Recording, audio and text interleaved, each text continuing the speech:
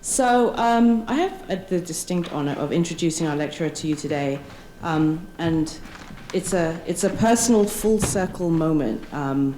Many of you already know, and if you can't hear it, I'm English, and my journey to American Studies and Africana Studies began in Mississippi. And my experiences there led me to the University of Essex, where I did my BA in United States Studies.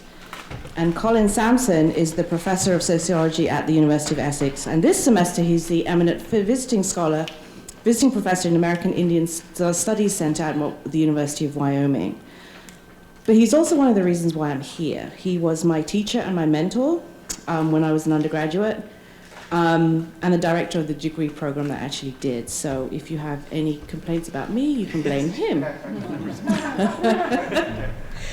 So Professor Sampson earned his BA in sociology with political science at the University of Arizona, his Masters of Science in Sociology at the London School of Economics, and his PhD in sociology at the University of California at Berkeley. Professor Sampson's scholarship is based around the consideration of the human rights and social transformations of indigenous peoples around the world. He's had a long-term association with the Innu peoples of northern Canada since 1994, leading to his co-authoring the widely cited human rights report, Canada's Tibet, The Killing of the Innu, and the subsequent book, A Way of Life That Does Not Exist, Canada and the Extinguishment of the Innu, which won the Pierre Savard Award in 2006. He's also the author of A World You Do Not Know, Settler Societies, Indigenous Peoples, and The Attack on Cultural Diversity, and with Carlos Gigu, Indigenous Peoples and Colonialism, A Global Perspective, which is due out soon. He's also worked with filmmakers, partnering with Sandra Sandring on 2 documentary films. Today's talk is titled The Idea of Progress and Indigenous Peoples, Contemporary Legacies of an Enduring Eurocentric Prophecy. Please join me in welcoming Professor Sampson to Brown.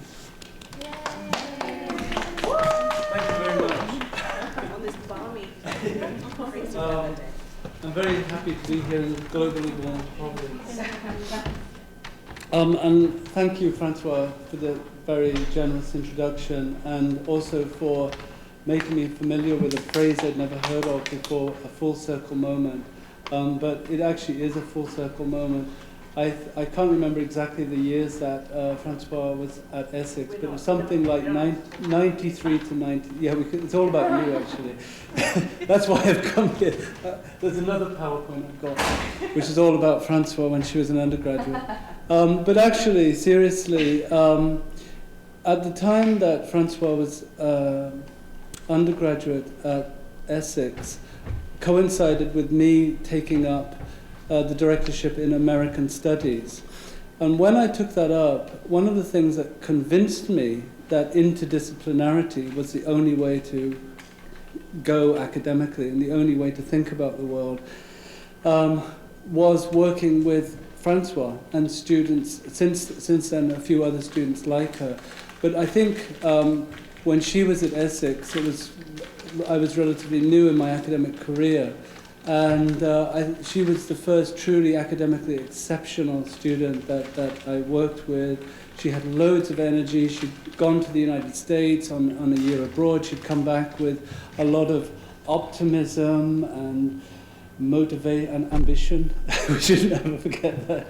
She had a lot of ambition. She was very, very driven. But she had the kind of creative mind that I think is nurtured in academia, principally in interdisciplinary studies. And I say that as someone who's got 3 degrees in sociology. But over the years, increasingly I've realized that while my own discipline is important, it is not uniquely relevant to all the issues that we face, and I need to combine that with other issues. So, thank you very much.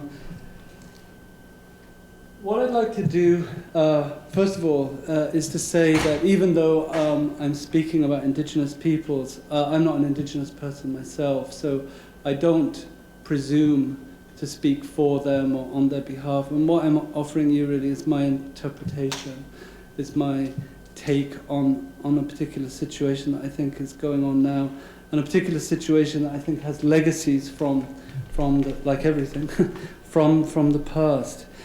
So one of the, by the way, since there's not that many of you here, if you want to ask a question while I'm going along, feel free to do that. What I'm presenting to you is something that I'm beginning to look at in a lot more depth now, but it's in some ways quite experimental, and this is like a composition or a collage in a way.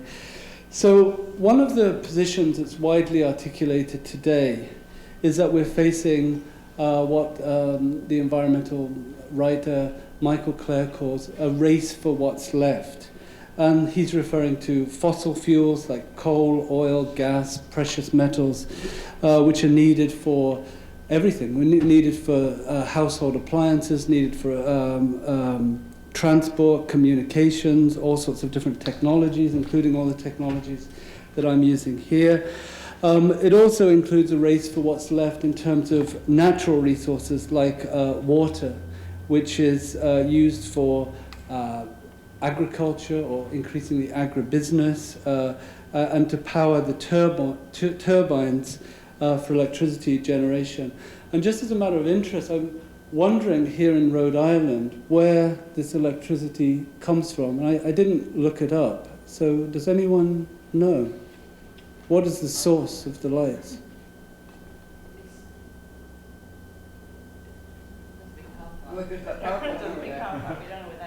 I think some of it's wind energy. I know you have the option on your electric bill to designate Okay. how much green energy. So some of it is renewable, some of it is from wind.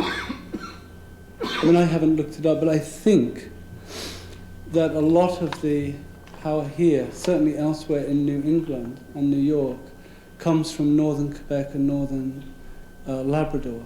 So it comes from huge hydroelectric generating plants, which are on the rivers of the lands of the Innu and the Cree people of that area.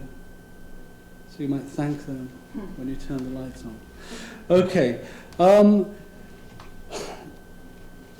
Competition in this race for what's left is being run by extractive industries which are producing non-renewable resources. It's also being run by extreme energy producers who are building large dams, who are engaged in hydraulic fracturing or fracking. And within our current economic system, these types of activities are represented as supplying us with the needs that we need to maintain our current standards of living.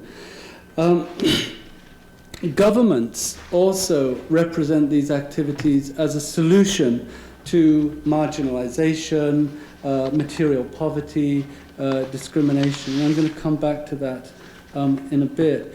Now, much of this race for what's left and the search for raw materials and energy production is being run outside the main corridors of colonization. So it's being run in the lands of indigenous people in ever more, in European terms anyway, remote areas. So these are places that are the most biodiverse zones on the planet. And they also happen to be the areas where indigenous people have been left alone more than they have in other places.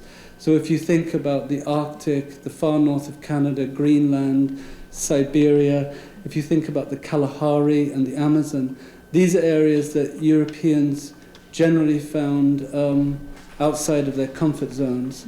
And until recently, they weren't the focus of major efforts of colonization. So when Europeans colonized North America, they weren't that interested in what's much further north than here.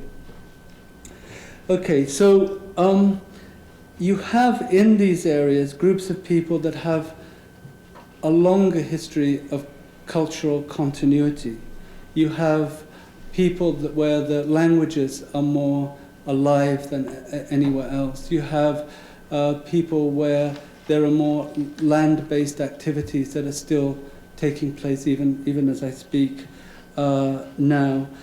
Some people call these groups land-based eco-cultures. So they're people that have probably a mixed way of life, But some of that way of life is based on a land economy, so hunting, fishing, gathering, and other kinds of what they call traditional activities.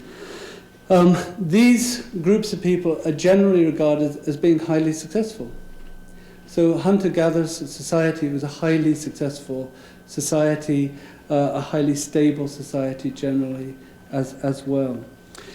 Now, my main argument, if I have one, is that these people that I'm referring to are currently on the receiving ends of exhortations and demands and urgings that they participate in extractive industry or extreme energy production, and that this is a current manifestation of an old idea, an old Eurocentric idea, which is the idea of progress.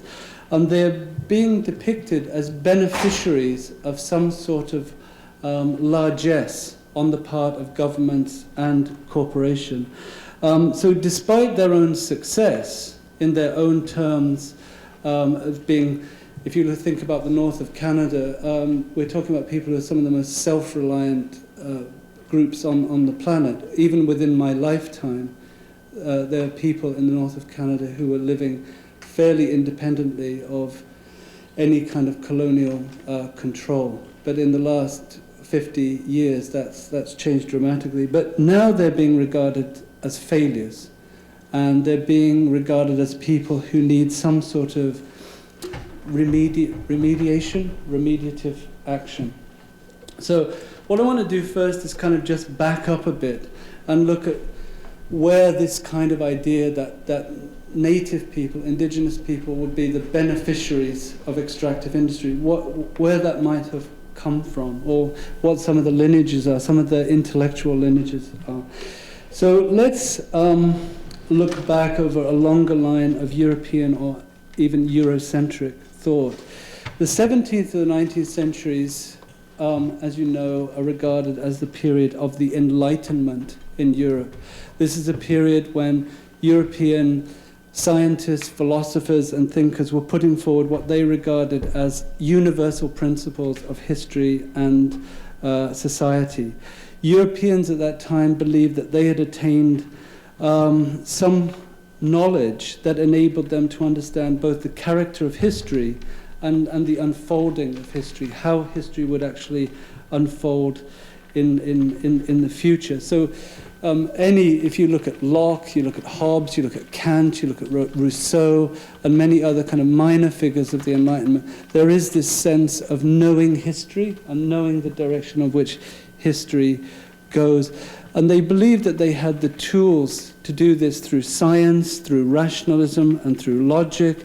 And they believed that they were implementing the kinds of also social values that were modern and that would carry human society forward into the future. Values such as democracy, or the social, what John Locke called the social contract, the rights of man, which are embedded in the American, the French revolutions, which then morphed into the idea of human rights. And then by the 19th century, another element that was added to this list of manifestations of progress was the market economy. So the idea was that production and trade-based market economies was an indicator of progress. And you find this in the writings of the utilitarian philosophers in the 19th century. You find it in Adam Smith, who argued that private economic gain is not only part of human nature. So he believed, and all these utilitarians believed, that we were homo economicus. So we're driven by the desire. I'm here because I want to make a lot of money, and I fear gain. So all activities, according to utilitarians, were governed by this pleasure-pain calculus. That comes from Jeremy Bentham. So we're all motivated by the desire for some kind of gain, preferably economic gain, and the fear of economic loss. And they embedded this in a view of human nature. Okay. They also believed that the market economy led to a well-ordered society. There was, I think it was Bentham called it the natural identity of interest. So if you allow supply and demand to work themselves out, you have a natural identity of interest, and you have a well-ordered, well-balanced society. So all these things became indicators of the idea of progress in one way or another. Now, one important originator of this Enlightenment concept of progress, and what I'm interested in, is the application of that idea to non-Europeans, people who are not from Europe or part of the European diaspora, was John Locke, the English philosopher, 17th century English philosopher, John Locke. He's known for a number of things. One of the things that he's most known for, some people regard him as the most important Enlightenment philosopher after Descartes, but he's known for the idea that all governance has to be based on consent, the consent of the governed. I'm going to show you a diagram of this in a second and explain it a bit more. And he called this the social contract. So people voluntarily give up their freedoms in order to be protected and live in a well-ordered society, and that is called consent. And he believed that's what all societies should be. So monarchs cannot rule without the consent of the government. He's also known, like the founders of this university, to be a major stockholder in slave trading. In his case, 2 slave trading companies. He was administrator of the British trade with its North American and Caribbean colonies. And he was also significant in setting up the Carolina colony, although he never visited North America. He never came over here once. He's also very significant, people believe, in justifying English colonization of where we are today, of New England. In his seminal work, which is called the Second Treatise on the 2 treatises on government, which was published in 1689, there's a chapter called On Property. And in that chapter, he makes lots of remarks about North America. And there's some very famous ones that are quoted quite a lot. One is, in the beginning, all the world was America. So if you really want to look at the 0 point of civilization, go to America. Go to North America. There you will see people living in what he regarded as a state of nature. His question, really, in that chapter on property was, how can this area where we are today be colonized? How can the English own this area? And his answer was, they can own it by claiming private property rights. He believed that there were certain criteria that people needed to fulfill in order to be able to claim private property. The main one was that they labor and that they till the soil, or as he put it, improvement of the soil.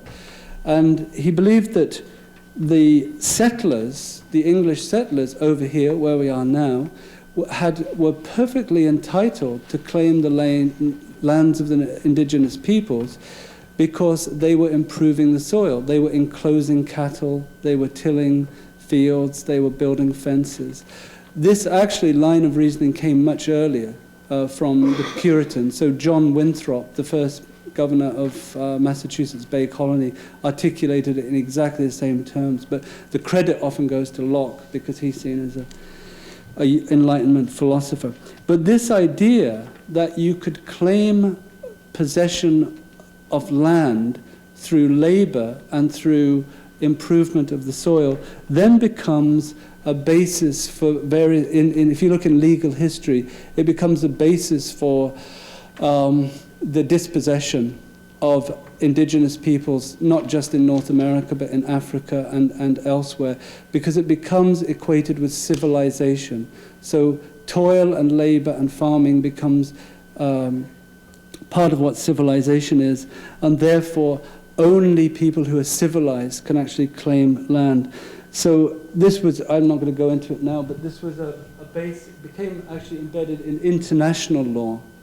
So with Emmerich de Vattel, the idea was that people who were nomadic had no claims to the land. They were simply wasting it. John Locke often referred to the land in North America as a waste, where we are today, as a wasteland. The Indians were not using it in a way that God intended, and they were not using it in a rational way. He admitted that they might have claims over the animals they killed, because there was labor invested in killing a deer, for example. But they did not have any ownership of the land where the deer was, because they didn't improve the soil. Of course, we know that's what we call in England bollocks. We know that there's that it must have been known to Locke, although I don't know if he was just willfully ignorant, but that many of the Native Americans were farmers.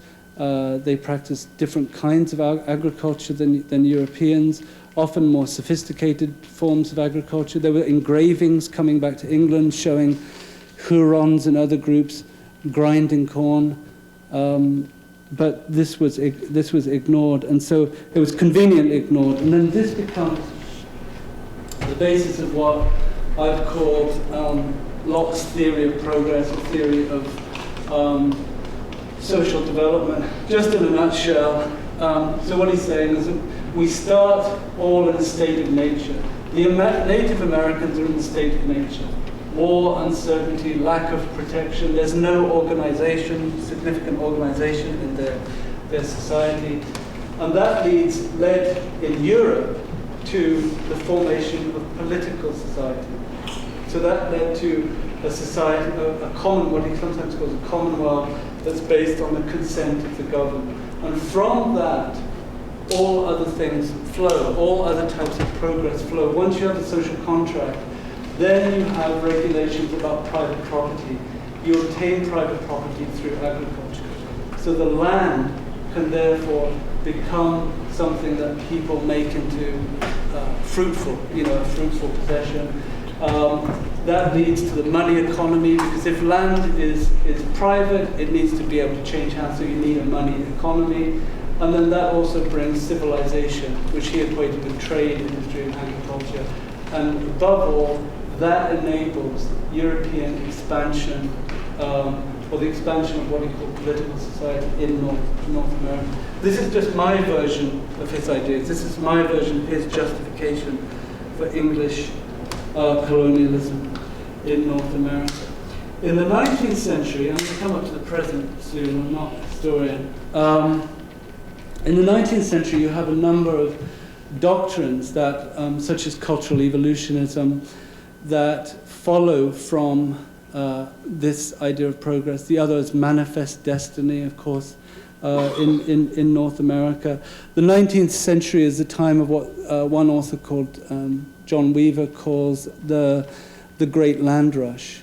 So it's at the time of the westward expansion of Europeans across North America. It's the time of the carving up of Africa. The Berlin Conference is at the end of the 19th century, where Europeans just simply drew lines on maps and carved out areas for themselves. But the idea was that the people that were living in these areas didn't have any significant rights which would impede European possession of them.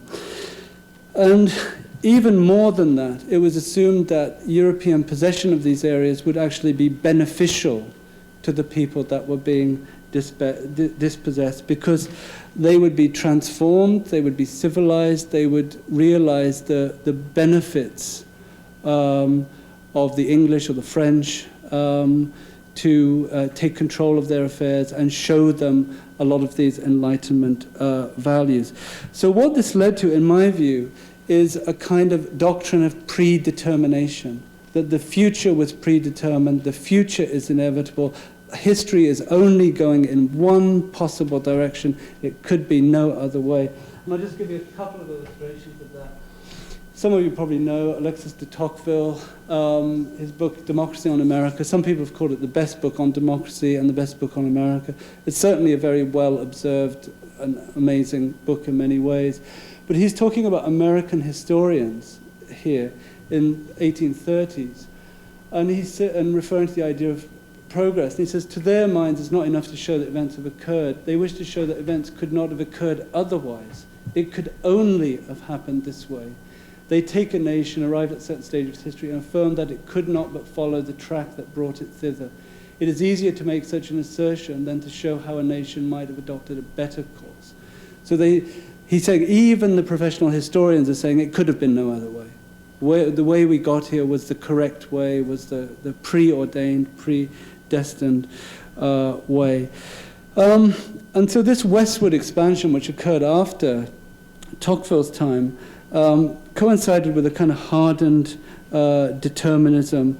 And it led to, fast forwarding through history here, a number of kinds of policies that I think were governed by this idea of predetermination. One was the Indian removals that led to the Trail of Tears in the 1830s under President Andrew Jackson, the formation of Indian reservations under the Dawes Acts, and the reserves in Canada and the numbered treaty system in Canada was also driven by these kinds of convictions. The mandatory attendance, or basically abduction of indigenous children to go to the boarding schools in the 19th century and operating until the 80s in Canada was part of this. More recently, you had termination acts in the 50s in the US and the 60s in Canada, or in Canada. They were both fought back, but they were also a kind of indication of that. And then the settlement and relocation programs of the more mobile people in the Arctic, which is what I'm going to focus on in a minute, are also kind of part of this logic. And just to give you a, well, do I have it here? I don't really want to dwell on this. I'll let you read that if you want. But this statement by Andrew Jackson, it was during his State of the Union address, in 1830, I think, 1829, really indicates this idea of something being predestined. And what he was saying here is that the Indians who are being forced at bayonet point across the Mississippi during the Trail of Tears, you know, it may make us a little bit melancholy, but we really shouldn't feel that bad about it because it's part of the historical plan. It's part of the unfolding of plan. It's just like the giving way of one generation to the next. And then you can read, like in the last sentence, what he actually really thinks, which is that, you know, it needs to be done because we don't want the nation to be dominated by, what does he call it, a few wandering savages or something like that. A few thousand savages. Okay, so this again is just illustrative. Now, coming on to the present. So over the last 20 years, I've worked with, as Francois mentioned, I've worked with the Innu people of northern Labrador and northern Quebec. There you can see, this is just above us. This is north of where we are today. On the right is Newfoundland, and on the left is the Gaspé Peninsula in Quebec, and then down probably here somewhere is Maine and Rhode Island on Steppe. So this is an area of boreal forest and tundra. The Innu people are Algonquin-speaking, native indigenous people who were permanent nomadic hunters until the 1960s. So this is actually quite unusual that they were allowed to live their way of life until within my lifetime, until fairly recently, when the Canadian government then forced them into these communities that you can see on the map in bold. So all the names in bold, Innu villages. The two, well, I've been to many of them, but the two that I've spent most time in are Natwashish, which is in Labrador, at the northern Labrador, and Shehajit, which is near Happy Valley, the inappropriately named Happy Valley, Goose Bay, below there. And also I've spent some time in Matdi-Mikush, which is on the Quebec side of the border. And then the others are all on the land, on the north shore of the St. Lawrence. Okay, so the Canadian government in the 1950s and 1960s, without any treaty, any agreement, any even attempt to elicit consent, which you would think would be a violation of John Locke's ideas, although I think that John Locke's ideas were very selective. They were not meant necessarily to apply to non-Europeans. They were moved, so there was a number of relocation exercises. The most audacious one was the movement of people from Hudson Bay, a place called Inukjuak, to Grise Fjord in the high Arctic to become human flagpoles. So the Canadian government were concerned that in a place called Ellesmere Island, which is across from northern Greenland, was being eyed by Russia and Denmark, because Denmark is the colonial power in Greenland. And so they sent Inuit there to be human flagpoles. And this is an area where it's dark from the beginning of October to the end of March. And they found that many people died there. There was a lot of madness, including of Robert Flaherty's son, Josephi. But that's another story. The Innu were also moved to these settlements, but before they moved them to the settlements, there was an attempt to, in 1948, to move Innu people from what is today Natwashish, which is their homeland, or around that area is their homeland, to Nutak. Nutak is 300 kilometers north. It's above the tree line. It's not part of their land. It's very difficult to live there unless you're an Inuit. So there were Inuit there, and the Inuit have a marine-based way of life. The Innu have a land-based way of life. But they could not continue with the land-based way of life there when they were moved there. And a lot of people died, and they ended up all walking back. It's kind of a reverse trail of tears. They all kind of walked back to Natwashish in 1950. So they were there for 2 winters. But I worked on a film called Nutak, where we interviewed elderly people who remembered it. And we made this, or Sarah made this little film, and I did a lot of the interviews for that. But when you look at the government justifications for that move in 1948, the government document says that we are trying to make white men of these Indians, and although this may be monstrous, it's a necessary act. So it's quite interesting, the language, a monstrous but necessary act. Again, we have this idea that there's one model of being human. And it becomes articulated with the Innu after 1949. In 1949, the British government handed over the Innu territories to Canada. Again, no consultation with the Innu or the Inuit. That area that you saw on the map was a British Home Rule colony until 1949. Then it was handed over. And then you get this statement, which basically, from the person who was in charge of affairs with the Indians and the Inuit, Walter Rockwood, saying, civilization is on the northward march, there's no escape. We must fit these people to become citizens in our society. There's no time to lose. It's very urgent. There's only one way to go. There's no question in his mind that their society has any value at all. Right? We must fit them into our society. Okay, now, coming up to the present, I think that this kind of logic is operating now with regard to extractive industry. And one of the methods by which, or the means by which this is actually occurring is ironically through human rights and through human rights-oriented policies in Canada. The situation is now that groups of people in Canada that have signed no treaty with the Canadian government are going through what's called the land claims process, or the comprehensive land claims process. So at the moment, in northern Labrador, parts of northern Quebec, parts of northern British Columbia and the Northwest Territories on the other coast, there's not one shred of paper that Canada can hold up and say this belongs to Canada.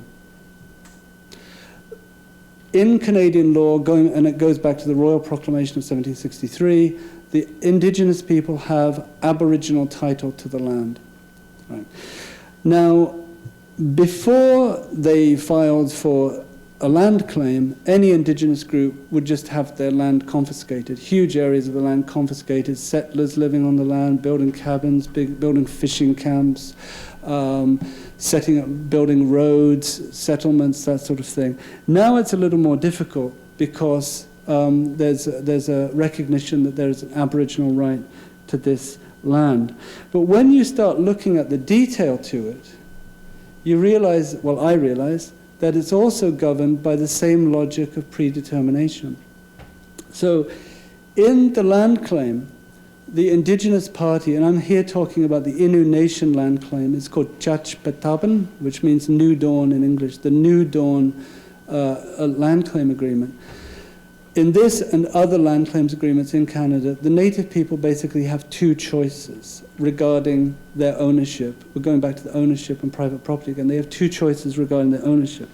One is extinguishment, and that means that they must cede, release, and surrender all pre-existing Aboriginal title to the land and all pre-existing Aboriginal rights. So it's rights and title. They must extinguish. So you can do that. The second one is you must agree that even though you have Aboriginal rights and Aboriginal title, that you will never assert it. Right? So it's like saying, you know, the necklace that you have on there is yours, but I'm going to keep it in my pocket. Right? And that's called certainty. It's called certainty because the government says that they need to create certainty for business and certainty for the Canadian government as to who owns the land. Incidentally, this is completely contrary to all international documents on Indigenous people's rights, including the 2007 UN Declaration on the Rights of Indigenous People. So the question is, well, what do you choose? Now, currently, this is the clause that is in the agreement. And it took me about 5 or 6 times to read through that to try and to figure out what it actually meant. But it's it might be worth dwelling on.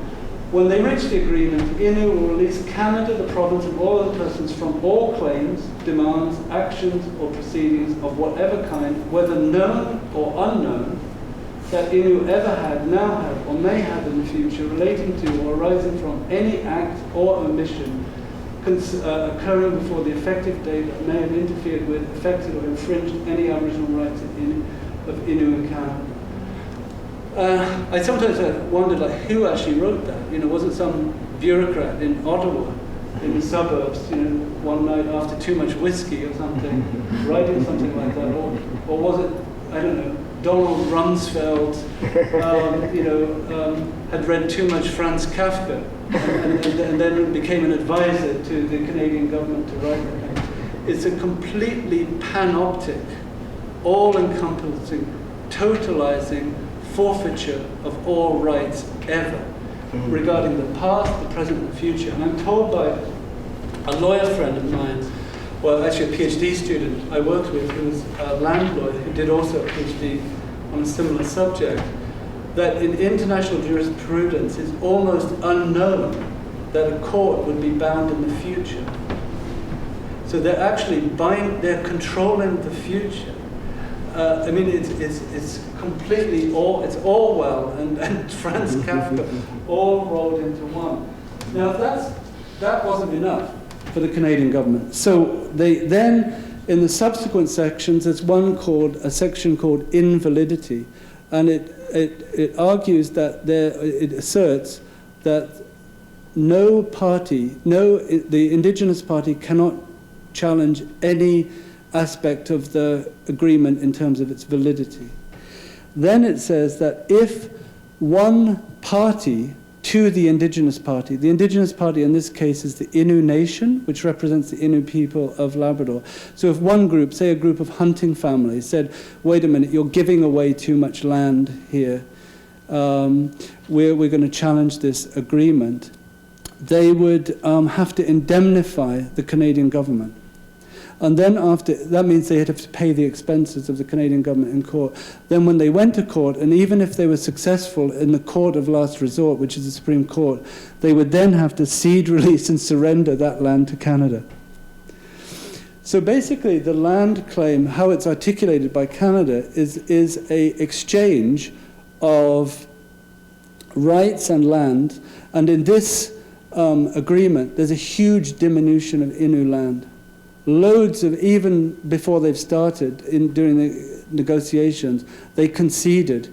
The government insisted that tons of areas belong to the Crown and not to the Innu. So they concede lots of land, they concede their rights, they concede their Aboriginal rights, and in exchange they get various kinds of compensation. They get various self-government rights. They can have their own police force. They can have their own education system, etc. And they get a certain amount of funding that goes on. Now, the kicker to this, which is where the extractive industry comes in, is that there's a sub-agreement to it, which makes it compulsory that they agree to the siting of a hydroelectric mega project on a place called the Churchill River. I think this is called Churchill here. Churchill got his name on a lot of things. The Canadians were very fond of Churchill and renamed lots of things. The real name of the river is Mistashivu, which means it's a big river. It's the most powerful, significant river in their territories. So they have to agree to the siting of what's called the Muskrat Falls and Gull Island hydroelectric mega project. And in return for that, they'll get certain after-tax revenues.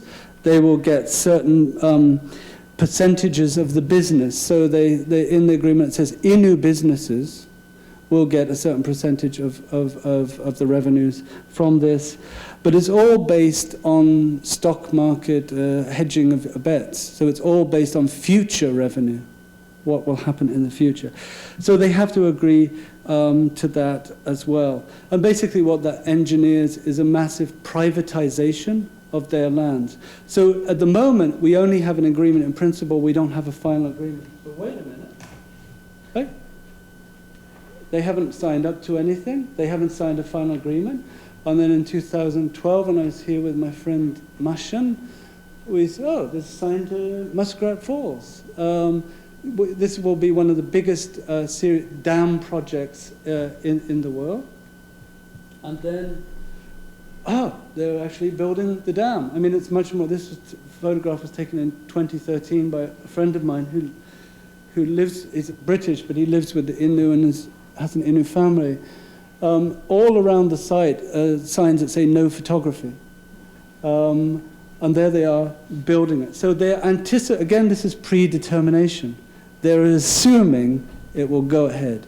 They're assuming that there's some kind of figment of consent that will occur. And then what will happen is that you'll get these series of power lines. And as you can see, they're making their way down to you. So once the power is up and running from Muskrat Falls and Gull Island, there was a previous hydro project in Churchill Falls, again completely, that was in the 1960s. No Innu was ever asked once about that. And it caused a massive amount of what they call inundation. You can see there's a huge area of water there which was called Meshakamau. It's now called the Smallwood Reservoir to commemorate the first governor of Newfoundland. So that power, the idea is that they sell that to there. But bearing in mind that the Innu are not just people in Labrador, they're people in Quebec. There's a whole network of these power lines all over their territories everywhere because there are very powerful rivers there. So, okay. It's also the case that we know that there will be significant environmental damage from this. Already, because the dam is almost up now, is almost completed, there's a lot of subsidence on the Churchill River, so stands of spruce forest sinking into the river and deoxygenating the water and killing the fish. And we know that there are also other environmental hazards. But in the agreement, there's a specification that the Innu nation is responsible for environmental damage. That the company, and the company is the Nalcor, which belongs to the government of Newfoundland. So they own it. And actually, if we go back, is it that one? If you go back to this one. And what does that mean for them to be responsible for the damage? That they have to Well, then it's dredge the rivers, or what is that? How does that play out? Yeah. It's just in small print, right? It's in the small print. It says that something like Innu Nation will release Nalcor from any adverse effects of inundation. And of course, you know that when you make a dam, build a dam, you don't know. You can't predict where the water will go exactly. And one prediction is it will go across the border into Quebec, which is the lands of other Innu there, and then the Innu in Labrador will be legally responsible for inundating other people's land. Because only the Innu in Labrador are subject to this agreement, which is a completely artificial division of the Innu anyway. But that, as far as I'm aware, they have to, the company is not responsible. So they're actually responsible. But an interesting slip here, Muskrat Falls Generation, what is it? Does it say owned by Nalcor somewhere? Oh yeah. Ownership, 100% Nalcor. So they haven't signed the agreement, and they're saying they own it. 100% that they own it, 100%. Okay, I'm just going to quickly finish. The other thing that's driving a lot of this is the Canadian government are very keen on linking bootstrap capitalism among Aboriginal people with resource extraction. So you have, for instance, the former minister, there was an election in Canada recently, the former minister saying, you know, that this will assist Aboriginal communities, it will be part of a growth strategy for them, that they will benefit from it. And basically what he's saying is they'll benefit from the dispossession, they'll benefit from the privatization of their own land. He talked in one speech a year ago, in December 2014, about advancing Aboriginal participation in the broader Canadian resource economy, and he set aside $61 million for strategic partnerships and another $10.5 million to support Aboriginal engagement in energy projects. Interestingly, when he announced that in the House of Commons in Ottawa, a Liberal MP called Carolyn Bennett pointed out that he was not putting any money into basic infrastructure. So we know that, for instance, there's a massive housing shortage in Aboriginal communities in Canada. The latest I heard was almost 500,000 homes need to be built. In places like Nunavut in the high Arctic, there are people that are homeless now because there's just not enough housing. And in Nunavut, they had one of these agreements, they signed one of these agreements, and they're broke now. They're completely broke. There's about 40% of people in Aboriginal reserves in Canada have to boil the water before they can use it. So these basic things, schools have asbestos in them. You know, there's a whole litany of problems, health problems, of diabetes, alcohol abuse, obesity, that are occurring all across the Canadian North, but the money is not being channeled there. It's, you know, into these strategic energy projects. Now, just let me conclude. There are 5, I think, points, 5 problems with this strategy. One is that even if you take it on face value, the Aboriginal people in places like Labrador don't have anywhere near the educational qualifications that you would need to benefit from these operations. At the moment, there's quite a few Innu working, but they're operating at the very lowest level, manual worker jobs. There's a lot of Innu workers that are basically women that are just cleaning the cabins of the Newfoundland workers. So the main workforce is from Newfoundland. They're white people from Newfoundland. They're not Innu. There's already been lots of accusations of racism at the plant. There's been substantial layoffs. So a lot of people are employed and then they're released from employment. And so there's been a number of protests. You know, here's some protests where Innu people are now saying, like, this is our land, you shouldn't be doing this, and you shouldn't be subjecting our people to racism while they're working at this plant. And there's a friend of mine called Shimio Chakapesh, and he's telling now core security guard, what he thinks of him. But you can see there, that's a Facebook page. And, you know, he's actually in that page, he's affirming the Innu culture, the Innu way of life. He said that, you know, he stayed in a tent when he was at the protest, and the tent had fresh boughs on it, and that's what he calls a hotel, I think. He said, you know, a real hotel is a tent. It's not one of your ugly, sterile buildings. So there is some pushback against it. Secondly, a second problem of it is that we know elsewhere in the north of Canada and elsewhere in the world that these promises of economic enrichment from extractive industries has a very checkered history, and many people have not benefited at all, particularly in Nunavut, in the Arctic areas, where there's huge amounts of unemployment and the local governments there don't have enough to really survive on. A third and maybe fundamental one is that this agreement is one in which it's funded by the Canadian government. And so that means that the Innu Nation and other Indigenous people have to hire lawyers, anthropologists, environmental scientists who are not native. They have to run the Innu Nation political body. They have to run the services in the two Labrador communities. All that money that is given to them for those purposes is a loan. On the signing of the agreement, they have to pay that loan back. And according to my information from about a week ago, from a friend of mine there, the bill is about $60 million, and the compensation they will get is $100 million. So 60% of what they're getting will be taken away from them. And it takes about $50 million a year just to run the services in Natwashish.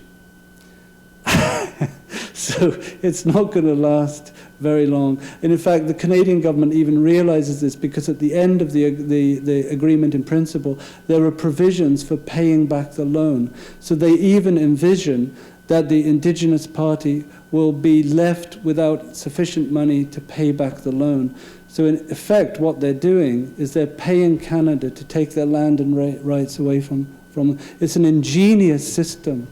You know, even the British, I don't know, would have thought of something like that, or the Americans. It's an incredibly ingenious system. A lot of it also takes place through corruption, and I think it's important to mention this. Well, this is an example in the US. Let's forget it. But there's a lot of examples of leaders taking huge chunks of money for themselves. So this was just a couple of weeks ago.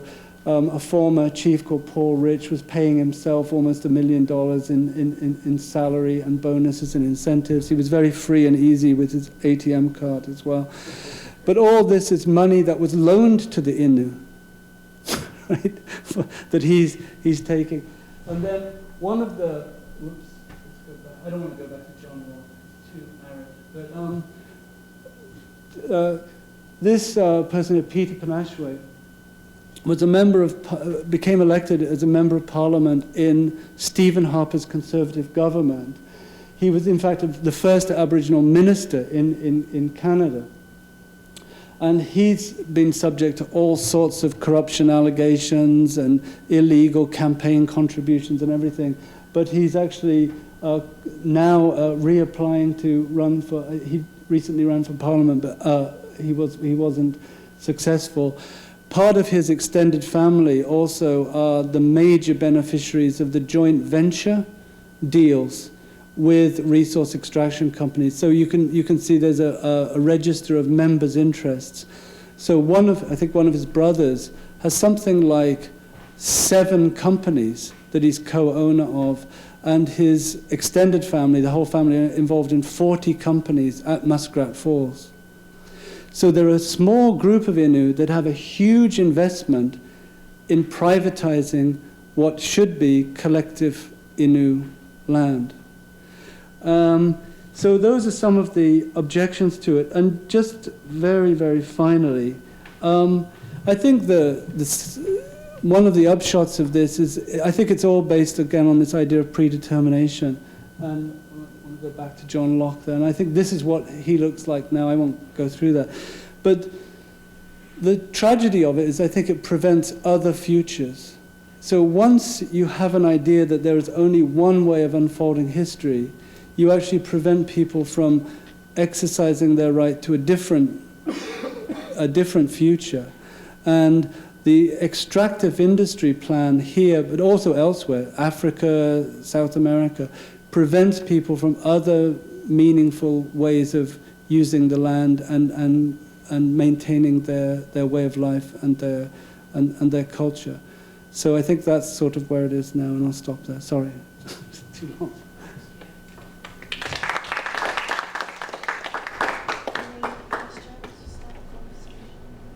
What kind of recourse do people have? I mean, if they say, no, we're not going to sign this. I mean, I think of how land claims are currently happening here in the U.S., and I work with Mohawk communities in upstate New York, and if things don't go well, people say, screw you, and keep selling tax-free cigarettes, or, set the highway on fire or something, and I don't know if there's similar ways that people have responded here, or what is their recourse? The question is, what other alternatives might they have? Well, they have a lot of alternatives. If you think about it, actually, it's not as gloomy. Well, I think it is pretty gloomy, but it's not maybe as gloomy as I'm suggesting. There's the UN Declaration. The UN, in 2007, put together a Declaration on the Rights of Indigenous People, which would make everything that I've been talking about completely against international law. It's a violation of international law. The lawyers who are working with the Innu Nation could go to the government of Canada and say, look, we have this declaration here, and this actually, the framework and the logic of the land claims agreement is a violation of the basic rights of indigenous people. They could do that. As far as I'm aware, they're not, and they're not interested in doing that. If you look on the website of the lawyers, I can tell you what their names are, the lawyers in Toronto who represent them. They present it as a win-win situation. That the Innu will get this, they'll get that, they'll get the other, they'll get all these rights, they'll be able to have their own police force, whatever. They'll be able to, they'll get compensation, that sort of thing. So that's an option. That should be on. And one of the things while I'm in Wyoming, I've got a wider contact of kind of Native American legal people. And there is a Native American Rights Fund. I recently talked to Walter Echohawk there, and Tim Coulter, who's in a Montana-based organization. I can't remember the name of it now. But, I think if they did consult those people, they would make them aware that there could be alternatives. And maybe the alternative should be trying to embarrass the state of Canada, into rejecting this sort of basic... I mean, you couldn't make it up, I think, So that's one recourse. They could go through the courts. So some groups have tried to do that, like the Lubicon Cree have tried to do that because they've refused to even enter the process. They refuse to. But what I can see, the indigenous people are really compromised because, first of all, a lot of people are very traumatized in those communities. After they were taken off the land, their way of life was criminalized for about 10 years, 15 years. They criminalized hunting. A lot of people turn to alcohol. There is still a vibrant land-based culture, but there's also a lot of everyone there has had suicides in the family and serious trauma. So it's hard for them to focus. Can you imagine trying to focus on like a clause like that one that I've just put up? And English is not your first language either. 98% of them speak Innu in the house. None of that is it'd be untranslatable. I mean, it's almost untranslatable in English. So I do think there are alternatives, and I think if there was a bit more imagination there, they could exercise, especially the international route, the court route. There could be all sorts of them. But the Canadians are basically just planting facts on the ground. So that hydroelectric plant is a fact on the ground. It's like in Palestine, the Israeli settlers, they're there. They're not going to go.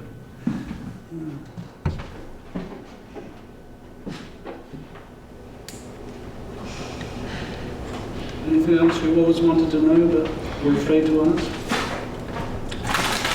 How do you do all of this research now? How you hoping this will be used? That you can help like break it down for the community so that they could. It seems to be happening faster than, you know, it has to happen now because this is happening right now.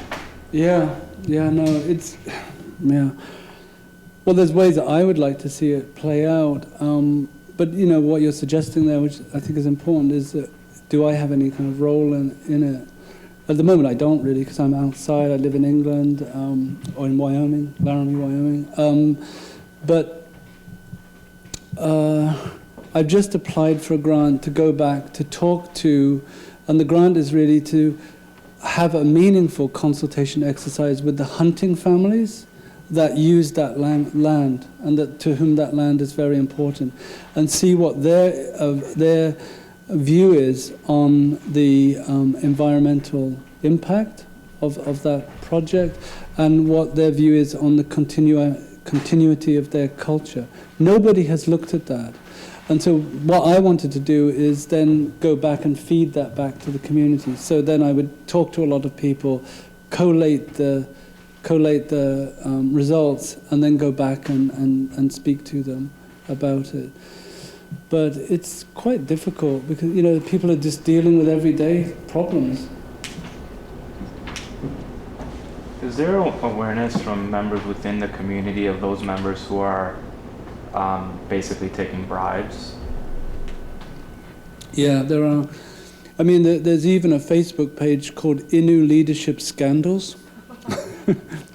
And so all of that is completely, you know, it's out in the open. You know, recently there was quite a lot. I can't make a judgment on myself. I'm not trying to libel anyone, but there was quite a bit on the current Grand Chief. Another aspect of this is that the Innu leaders have constantly aggrandized themselves. So it was a highly egalitarian society that was averse to anyone putting themselves above another person. So even the word chief is a joke. In Uchama, it means, you know, first man. You know, it's a kind of an ironic thing to call someone Uchama. And now they not only embrace the word chief, they've changed it to Grand Chief.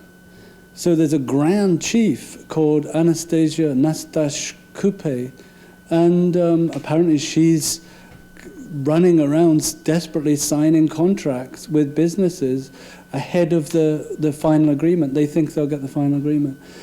But yeah, I think people are aware of that. But also, I think the Innu still have enough Innu in them to be not so judgmental as, say, Europeans might be. So that they know it's all happening, and they know that people are acting in ways that are very un-Innu, against the ethos of the value system of the people. But they tend not to be that, you know, judgmental or to call people on it very much. Some do now. Some of the younger people are. There's the younger people that set up this Facebook page. They are starting to call them on this sort of thing, because I mean, it's not just the money, it's the privatization of collective land. So that land doesn't belong to Peter Panashwe or his extended family. It belongs to all Innu.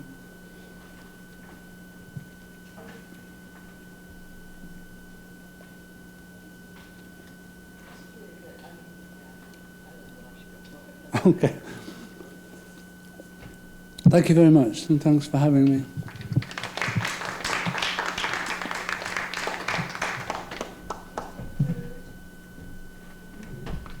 Has there been broader movement? I mean, I think of the Thank you. recently the Apache had land taken from them and given to a transnational mining corporation. And so people have been marching to Washington, making the broader nation aware of that scandal. Has there been similar movements here where you have, I mean, you showed the one guy kind of camping out, but have there been people marching to Ottawa saying no? There have been. In the past, what I've noticed is it's become muted now.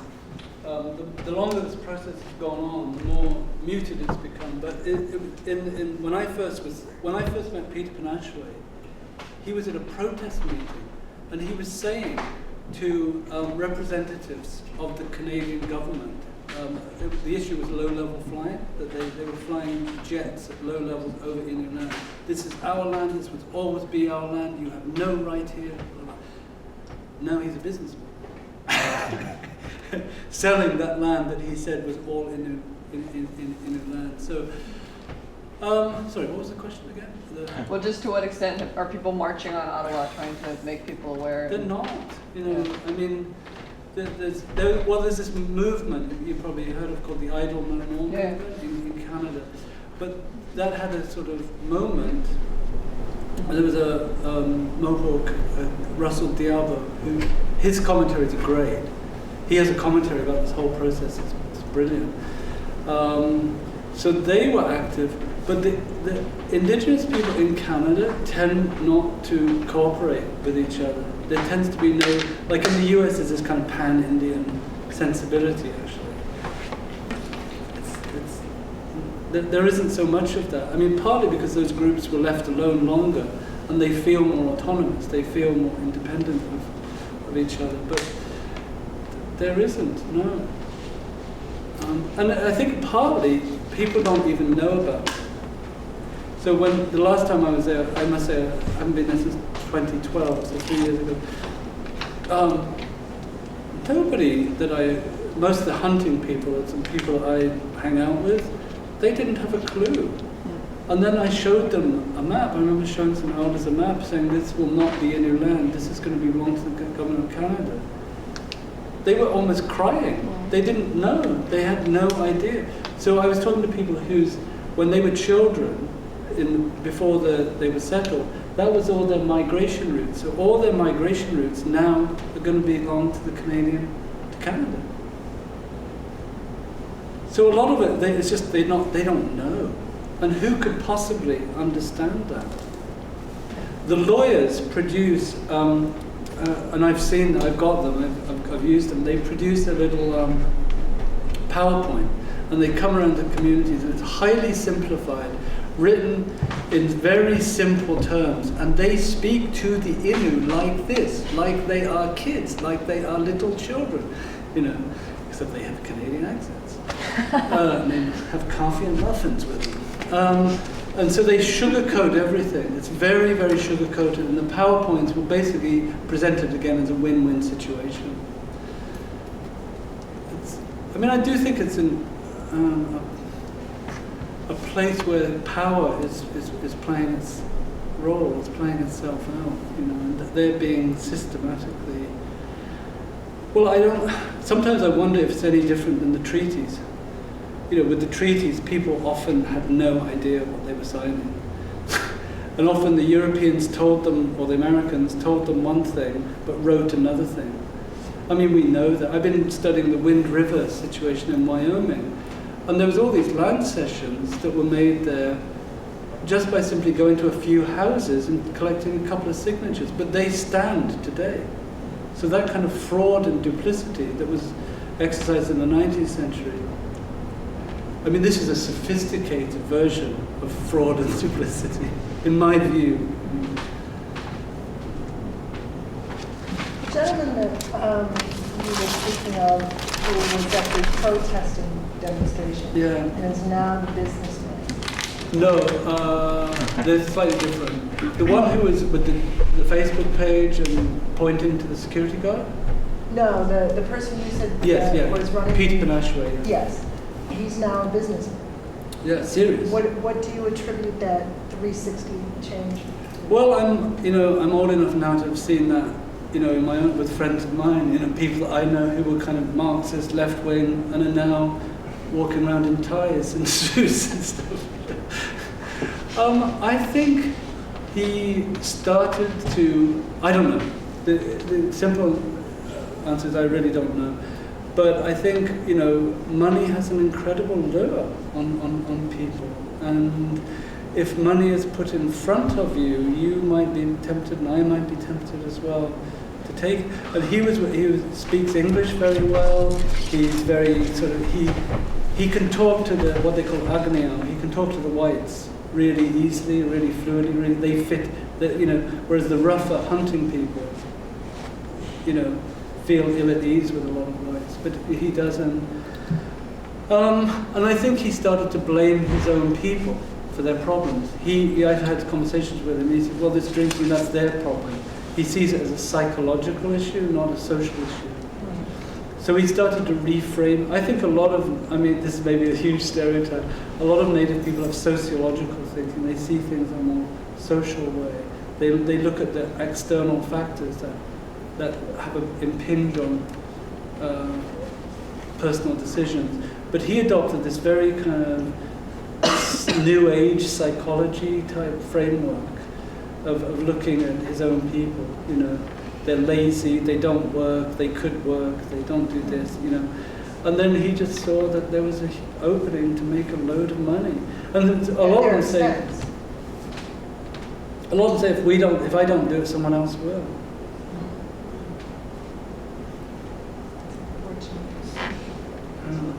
I mean, I think that just to make it more international, I think the only difference between, I think this should be put on the same page as the Kalahari or the Amazon.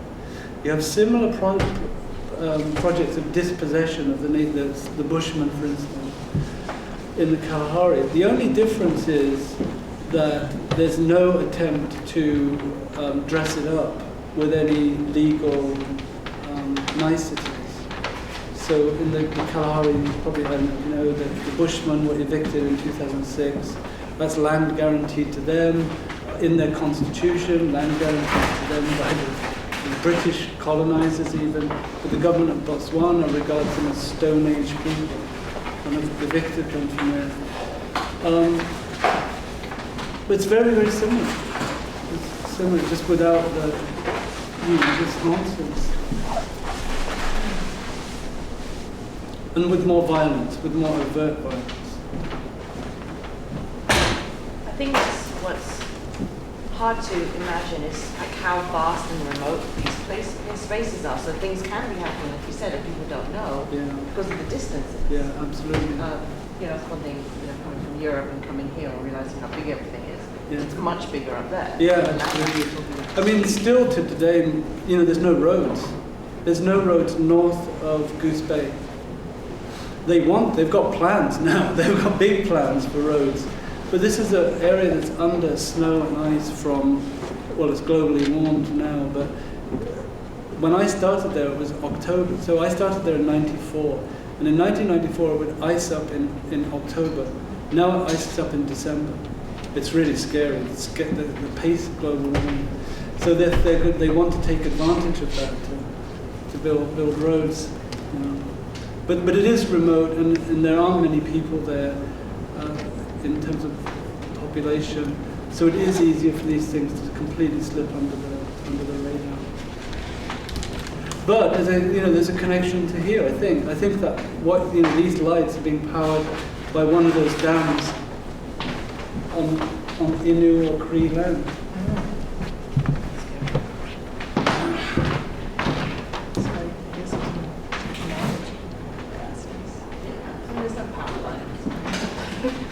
So all the power, they don't benefit from it, right? They don't get any of the power for themselves. Do they get any of it? No, it's sold. It's a commodity, right? It's sold. So at one of the crises at the moment is that the Innu for the last 30 years have not been paying their electricity bills. So in Shahajit and Natuashish, nobody pays.